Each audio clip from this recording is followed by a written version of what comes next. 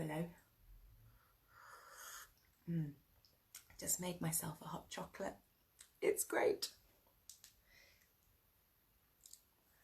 Welcome to story time again. This is Zen story time, and I'm just going to wait till some people pop on this time, because it'll be nice to say hello, hi. I hope you're doing all right today, on Tuesday. We are reading On the Path to Enlightenment, and there are lots of quotes from Buddhist monks, and I just found in this time that I felt very overwhelmed and thought, hey, I'm just going to see what I can read that will be peaceful and might be nice for others too at this time. If you want to just chill. Hi, Ben. So we're on chapter 2, and I think this is a good book as well, because it's standalone chapters. Chapter 2 is called Reflections on Impermanence and Death. Death does not wait to see what has been done or is still to be done. So let's see what these Buddhist monks have to say about this then, shall we?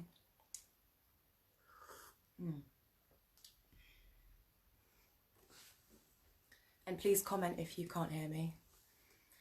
Try not to do too much of a Zen voice. You know when like your yoga teacher is being really Zen and you can't hear what she's saying? That's annoying, so let me know. Every moment of our lives has tremendous value, yet we let the time go by like gold dust running through our fingers. What is sadder than coming to the end of one's life empty-handed? We need to be aware that every second of our life is inestimably precious, and have the intelligence to decide to make the best use of it for our own good and the good of others. First of all, we need to get rid of the illusion of believing that we have our whole life ahead of us. This life passes like a dream that can be interrupted at any time. We should take care of what is really essential without further delay, so as to not be filled with regret at the hour of our death. It is never too early to develop our inner qualities. We can see the ephemeral nature of all things before us in two ways: gross impermanence, the changing seasons, the erosion of the mountains, the aging of the body, the fluctuations of our emotions, and subtle impermanence, which takes place in the smallest conceivable unit of time. At each infinitesimal instant, all that seems to exist in a sustainable way inexorably changes. It is because of this subtle impermanence that Buddhism compares the world to a dream or an illusion, an ungraspable constant flux.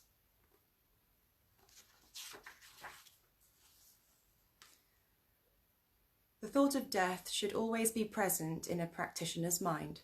However, it should not be morbid or depressing, but serve as an encouragement to use every minute of life to complete the interior transformation to which one aspires. We tend to say, first I will take care of my current business and finish all my projects, and when that's all done, I'll see more clearly and be able to devote myself to spiritual life. But thinking like that is fooling ourselves in the worst way, for not only will our death inevitably come, but the timing, causes, and circumstances that will bring it about are utterly unpredictable. All the situations of everyday life, even the simple acts of walking, eating, or sleeping, can suddenly turn into a cause of death. That is something that a sincere practitioner should always keep in mind. In Tibet, hermits who light their fire in the morning train themselves to think that they may no longer be there the next night to light another. They even consider that they are lucky to be able to breathe in again each time they breathe out. The thought of death and impermanence is a spur to encourage them each day to pursue their spiritual practice. Okay, couple of quotes here. I can attempt to say the names. Nagarjuna. With all its many risks, this life endures no more than wind-blown bubbles in a stream. How marvellous to breathe in and out again, to fall asleep and then awake refreshed. Padmasambhava.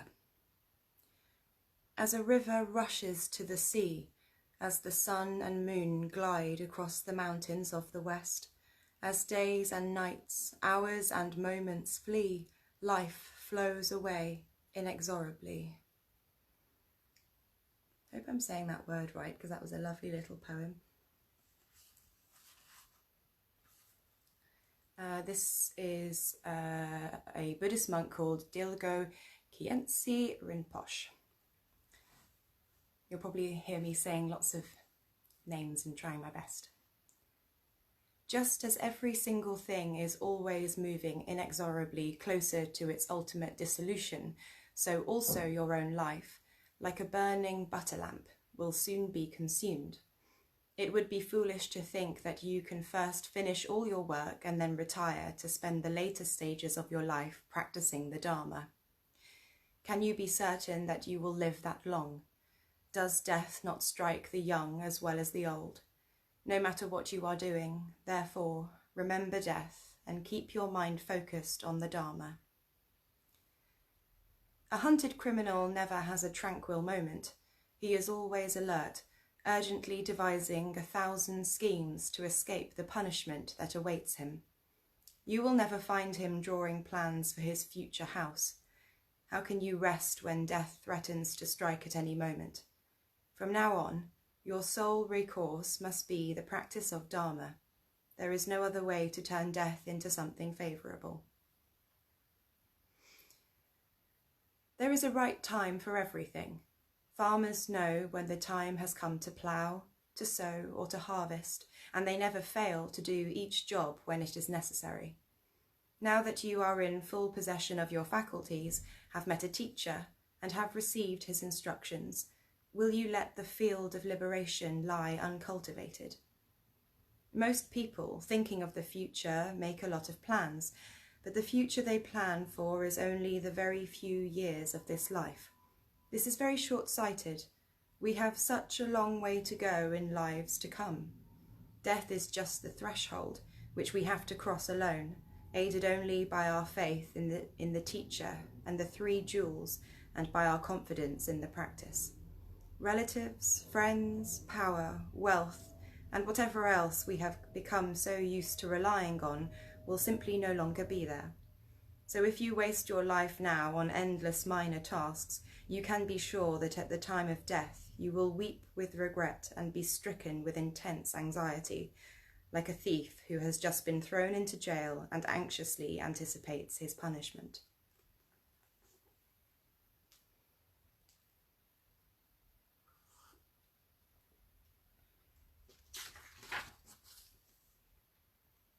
A person might find himself with nothing to eat, no clothes to wear, and no house to live in, but if his mind is filled with faith in his teacher and the 3 jewels, that person will both live and die with his heart always joyful and confident.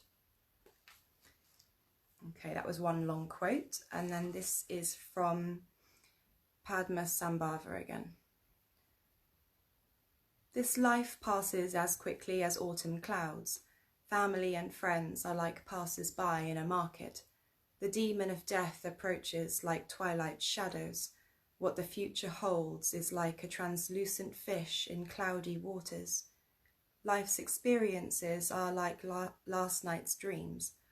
The pleasures of the senses, like an imaginary party. Meaningless activities are like waves lapping on the surface of the water. Dilgo Khyentse Rinpoche. Nothing ever stands still. From moment to moment, everything is changing. In spring, seeds send out shoots. In summer, the shoots grow into leaves, stems and flowers. In autumn, the grain ripens and is harvested, and in winter, the earth is again prepared to receive next year's crop. As the moon waxes and wanes over the course of a day, everything undergoes incessant change. Noon might see 1,000 people singing and dancing in a fairground, yet dusk finds the whole place silent and empty. In the meantime, each one of those revellers will have slipped a few hours closer to death. I never said it was an uplifting one, but that's the whole point, I suppose, is that it becomes uplifting. Seshen Gyaltsap. Amidst the fleeting clouds of illusion dances the lightning flash of life. Can you say that tomorrow you will not be dead? So practice the Dharma. Gunthang Tenpai Dronme. The turquoise dancing water, with a perpetual murmur of waves, when imprisoned beneath the cage of winter ice, is like a girl crying for help with muffled voice. Joyful fields of flowers humming with bees, when attacked by morning frost in autumn, become a deserted ghostly plain. They wail in agony before the hail's onslaught. The white and the black rats, day and night in turn, consume life's fragile straw. We too step every instant ever closer to the enemy, death. When aged parents mourn their young son's death, their bodies shaking and bent as bows, their hair white as conch shell, who can maintain that the old die first? And this is Tenyi Lingpa, and this is a meditation, so if you would like to close your eyes and go along with it, you may. A meditation on impermanence. Imagine that you are in an unknown place. You don't know where you have come from or where you are going. There is a gloomy, rocky valley facing north, and the black soil is littered with reddish ruins. You see no trace of human presence, but you hear the deafening roar of a waterfall tumbling down the dark and stony mountain. Fragile screes scar the slopes where the wind howls in the brush, and wild animals jostle for the corpses they shred. The yelping of jackals mixes with the cawing of crows and hooting of owls. Rocky peaks hatch the sky, the wind whistles, the sun is about to disappear behind the mountains, and the shadows darken.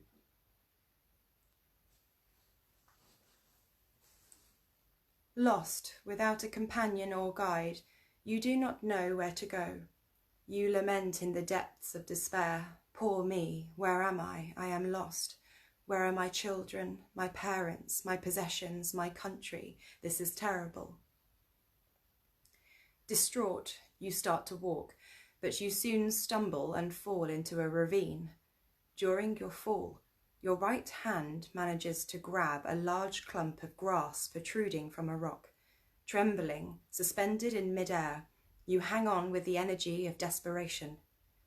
Below, you can only see a bottomless abyss, and above, only the huge cliff soaring skyward, smooth as a mirror. The wind whips your ears. To the right of the tuft of grass, a white mouse emerges from a crack in the wall. It bites off a bit of grass and carries it away.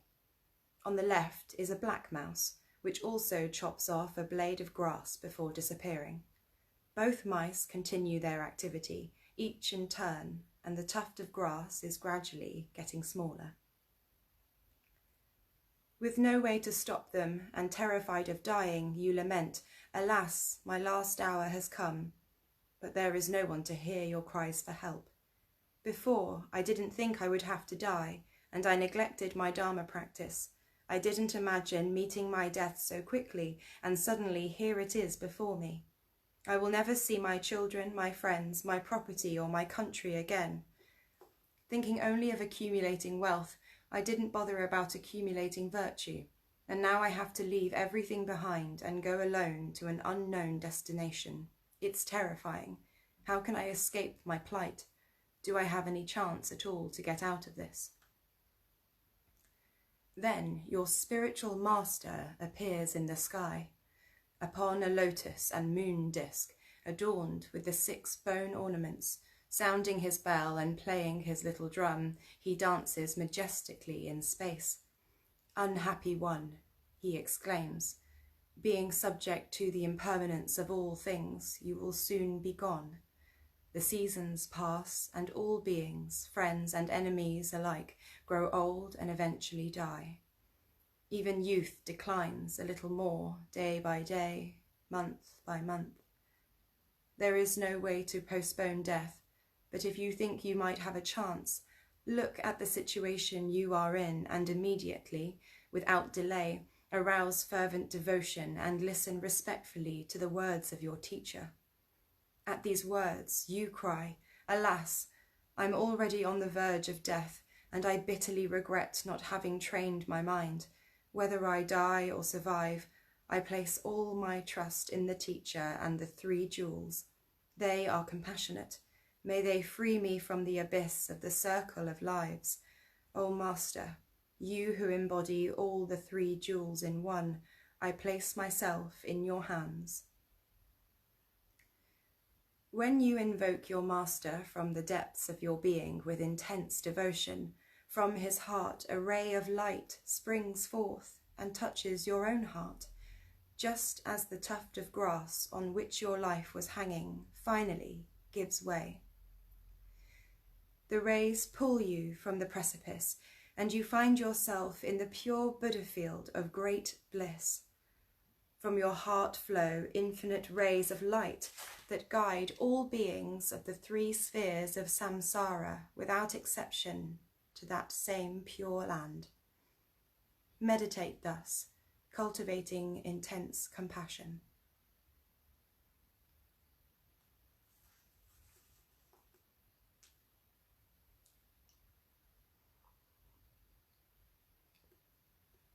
And if you've have your eyes closed, that's the end of the meditation. Okay. Some other monks here, some other names. Shakyamuni Buddha. Like a shooting star, a mirage, a flame, an optical illusion, dewdrops, bubbles in water, a dream, a lightning flash and a cloud, thus consider all composite things. The 7th Dalai Lama, Kelsang Gyatso. When comes the time to carry the load of life through death's door, one can take neither relatives, friends, servants, nor possessions. Attached mind is instinctual mind. Abandon attachment.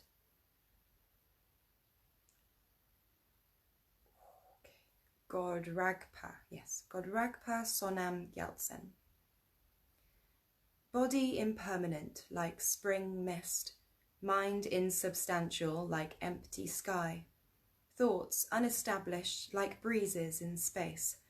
Think about these 3 points over and over.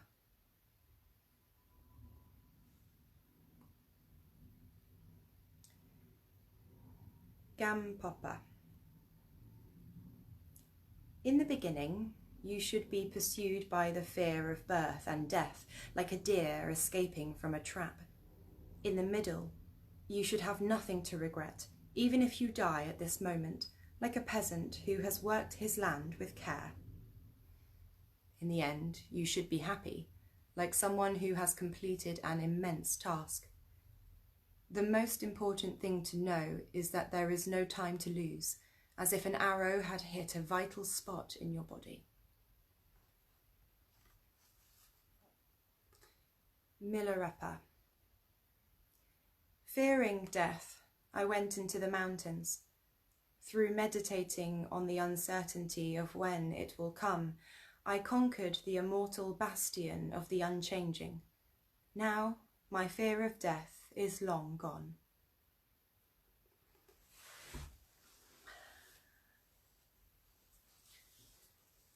this is Jigme Lingpa. Tormented by the summer's heat, beings sigh with pleasure in the clear light of the autumn moon. They do not think, and it does not alarm them, that 100 of their days have passed away. Right, this is a story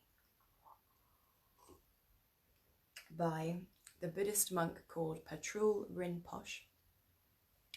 This story about Patrul Rinpoche was told to the author by Nyoshul Ken Rinpoche. I think that's one of their parents. The meeting of Patrul Rinpoche and Choying Rangdrol.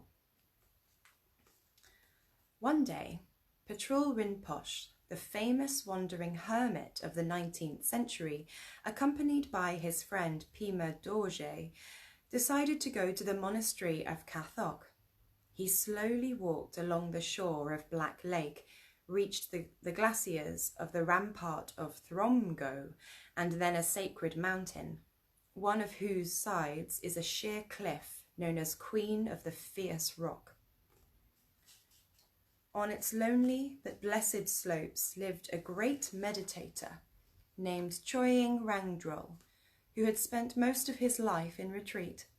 He had not studied much, but he had reached the final stage of the contemplative path of the great perfection. For warm clothing, he wore only a worn-out sheepskin over a simple tunic with the collar and hem sewn inside out. He had never travelled, having remained day and night sitting on his mat, absorbed in deep meditation. Upon arrival, Patrul Rinpoche prostrated 3 times before the hermit and asked him to deliver the teachings of the essence of luminous space, according to the spiritual lineage of the patriarchs of the monastery of Kathok. The first day, Choying Rangdrol folded his hands on his heart, recited a few verses of the teaching, and then repeated the first verse slowly 3 times. Alas, it is difficult to bring together the freedoms and favourable conditions conducive to the realisation of enlightenment. Tears rolled down his cheeks. Patrul Rinpoche also began to cry, and Choying Rangdrol remained silent for a moment. That was the day's teaching. The next day, Choying Rangdrol taught in the same way, without recourse to texts, but drawing directly on his personal experience. Here are the words he uttered. The life of beings rushes by like a mountain waterfall. The life of beings rushes by like a mountain waterfall. He folded his hands again and, weeping, continued after a pause. Do not waste the favourable conditions and freedoms that you have been granted. Do not let your life be spent in vain. At that point, Pima Dorje said to himself, how amazing! Look at Patrul Rinpoche, a master who knows all the teachings perfectly, receiving instructions as basic as that. Yet, at the mere mention of the rarity of a human existence, master and disciple both began to cry. I can't believe it.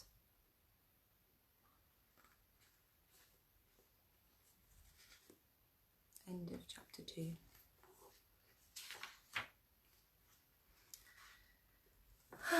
Well, there you go. We got through the chapter on death, and it wasn't really about death, which was great. It was about living our best lives, living lives to the full, not wasting time.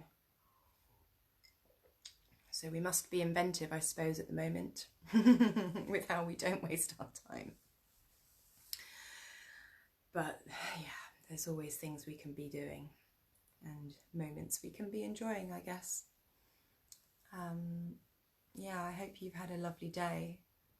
I went to the park and I went cycling with my friend. So I had a very nice day, and I'm feeling much better than I was on the last Zen video, but I feel like it's really helpful for us all to show how we're feeling, whether it's just that we're having a really bad day or a really good day, or a sort of neutral day in between, or a really zen day.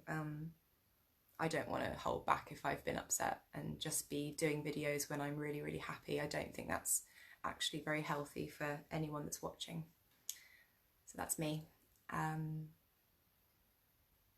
Yeah. This feels really good. For anyone that's just jumped on, I will post the whole video, but it's on the path to enlightenment. And you can find the other, the first chapter as well on this group. And I'm just going to do it chapter by chapter. I was having real activist burnout because I've done a lot of stuff for XR before, you know, Corona hit, and then Black Lives Matter. It's just so emotional, and I was just desperate to retreat. And now I feel like this is something that I can contribute if it helps people to chill and recharge if they are doing any activism at the moment. Hey Tommy. Yeah, so that's me. I'm gonna go call my friend in America. Let's just breathe together for a second. I invite you to close your eyes and just get yourself into a comfortable position, sitting or lying down, or a bit of both, whatever, just veg out. And if you're sitting, let's sit with a nice straight back. Imagine a piece of string is pulling you from the top of your head up towards the sky.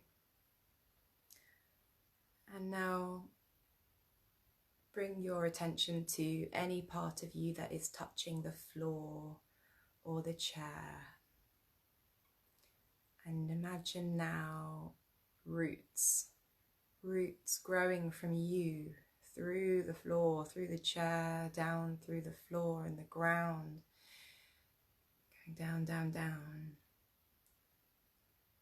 really far down. And imagine still that string pulling you up to the sky from the top of your head.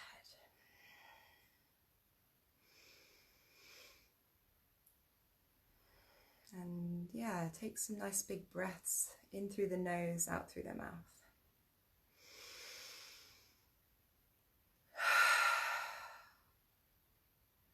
Let that belly just really open up when you breathe in.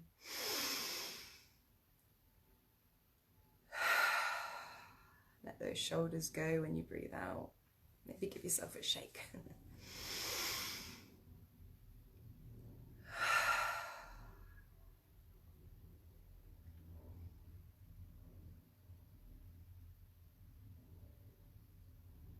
And if any thoughts come into your mind, just let them come and let them go. It's all good.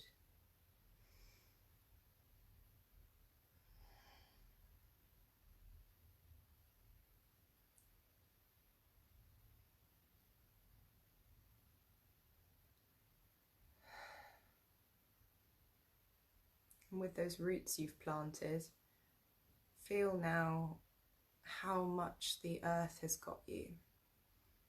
You are supported.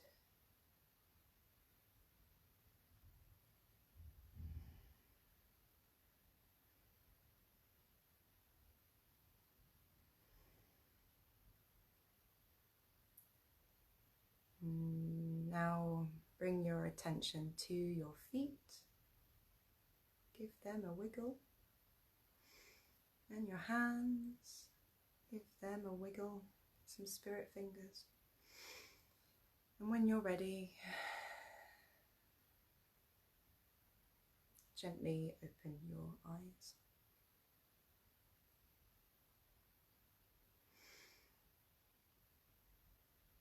And if that was your first ever meditation, then please know that you can meditate and you don't need to learn how to meditate. Great. All right, I hope that you are all well. And if you're not well right now, I hope you're doing okay, and I hope you get better soon. All right. Tschüss.